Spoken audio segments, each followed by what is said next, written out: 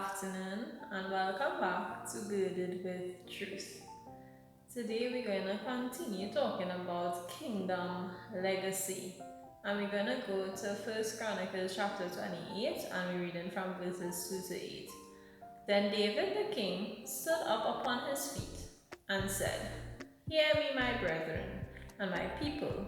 As for me, I had in my heart to build an house of rest for the ark of the covenant of the Lord, and for the footstool of our God, and had made ready for the building. But God said unto me, Thou shalt not build an house for my name, because thou hast been a man of war, and hast shed blood. Howbeit the Lord God of Israel chose me before all the house of my father to be king over Israel forever.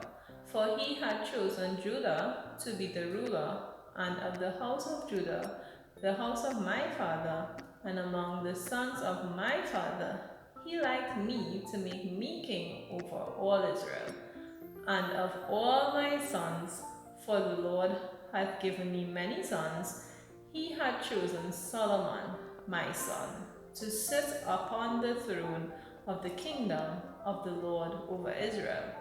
And he said unto me, Solomon thy son, he shall build my house and my courts, for I have chosen him to be my son, and I will be his father. Moreover, I will establish his kingdom forever, if he be constant to do my commandments and my judgments, as at this day. Now therefore, in the sight of all Israel, the congregation of the Lord, and in the audience of our God, keep and seek for all the commandments of the Lord your God, that ye may possess this good land, and leave it for an inheritance for your children after you forever." So we have been talking about leaving a legacy. We have been talking about the inheritance of your children. We talked yesterday about David passing on his legacy to Solomon. And it is from this same perspective we are continuing, even though we are using a different text. Here is David speaking about Solomon, who will carry on his legacy. David acknowledged that he was a man of war when God said it to him. And God instructed him that Solomon is the one that would build the kingdom. Why?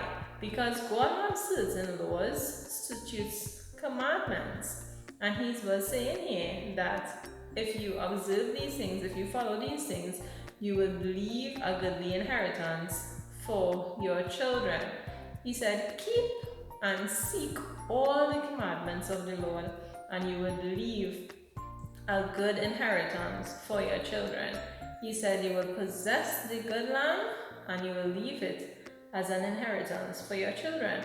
So here David is talking about leaving a goodly legacy, leaving a kingdom legacy. And the Lord told him, I know you have a heart to build my house. I know you want to establish my house. But God also acknowledged the fact that David was the one to clean house. He was the one to do some executions and to bring about the change God needed through war. And David acknowledged that he was a man of war. And he acknowledged when God told him, you would not build my house, but your son would. He accepted the word of the Lord. And he said, okay, no problem. He said, just as how God chose me to be the man of war, just as how God chose me out of everybody else to be the king over Israel, so too he had chosen my son to build his house. And David did not see a problem to say, well, he argued with God to say, no, I want to build your house. But David acknowledged his place in the kingdom.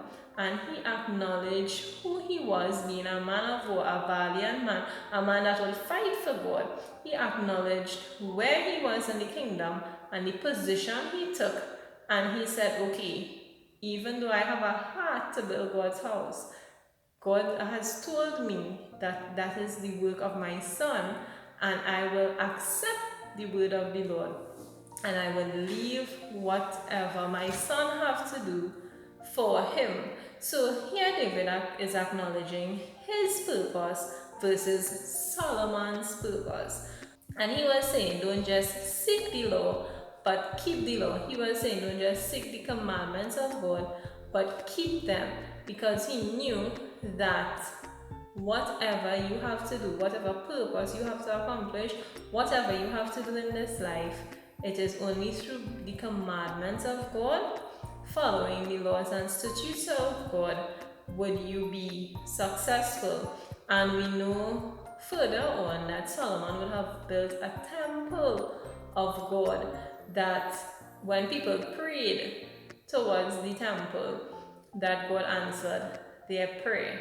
So Solomon would have gone on to build a great temple for the Lord, that there was no other temple like the temple Solomon would have built unto God. So Solomon recognized his purpose, he accomplished his purpose, and so did David. This did not mean that they did not make mistakes. This did not mean that they lacked making errors.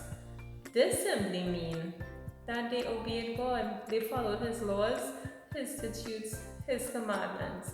And every time where they would have gone off the laws, statutes, and the commandments of God was when the major mistakes happened in their life. And that was learning curves for them. And at some point, Solomon would have talked about everything in the earth being vanity, because he saw that what matters is your relationship with God and your purpose with God. So today, even as we are chosen for specific things, we have specific purposes. So don't study the purpose of a neighbor, don't study the purpose of a friend, don't even study the purpose of a family member or even your children. Study your purpose and accomplish the purpose that God has set forth for you to do, because you are critical in building this kingdom legacy. The work that God has placed in your hands is not for anyone else. If you don't do it, it can't be done. Yes, your son or your daughter might be able to carry it further and will carry it further once they walk in their purpose, but you have a responsibility to do what God has called you to do. So do not look at the other person. Do not try to do what God has not anointed you for. But as King David recognized, out of his entire household, God chose him to accomplish this specific purpose. So too, you should accept the purpose God has called you for to do, and do it with all your might. Accomplish your part in this journey, and we all would leave a kingdom legacy for our children and our children's children and generations to come. Thank you so much for listening. Have a wonderful afternoon. Bye.